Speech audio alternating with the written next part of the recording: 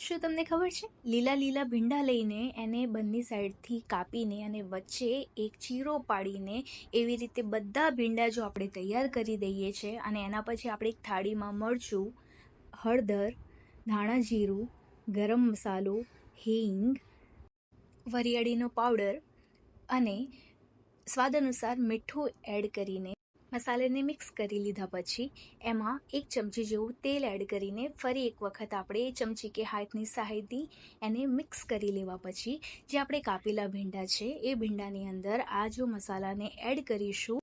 ભીંડાની મસાલામાં સજાવ્યા પછી એક કડાઈમાં તેલ ગરમ કરીને એમાં જીરું તતડવા માટે નાખીશું. એ જીરું તતડી જાય એના પછી આપણે જે સજાવેલા ભીંડા છે મસાલા સાથે એને એડ કર્યા પછી મજાના ચમચા સાથે આપણે એને સરસ મિક્સ કરી લીધા પછી આપણે જે ભીંડા છે એને એકદમ સરસ નરમ થવા દઈશું, જેના કારણે એનો બધો મસાલો મસ્ત પકી જશે અને ભીંડા પણ આપણા સરસ ચડી જશે. ભીંડાની માત્ર ખાલી 10 મિનિટ જ આપણે પકાવવાના છે. 10 મિનિટમાં ભીંડા આપણે એકદમ સરસ નરમ થઈ જશે અને મસાલામાં એકદમ તડબોળ થઈ જશે. ઓછા ઓઇલની સાથે આપણે આ એકદમ સરસ હેલ્ધી અને ટેસ્ટી અને ડિલિશિયસ ભીંડાની રેસીપી કેવી લાગી કમેન્ટમાં જણાવવાનું ભૂલતા નહીં. વિડીયો પસંદ આવ્યો હોય તો લાઇક, શેર, કમેન્ટ કરવાનું ભૂલતા નહીં અને ચેનલ ઉપર જો નવા છો તો ચેનલને સબસ્ક્રાઈબ કરવાનું ભૂલતા નહીં. આપણા ભીંડા એકદમ રેડી છે.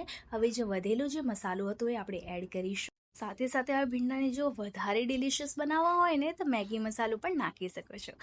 ભરેલા ભીંડાનું શાક આપણું તૈયાર છે. હવે ગરમ ગરમ પરોસીને એન્જોય કરો. Thank you so much. Radhe Radhe.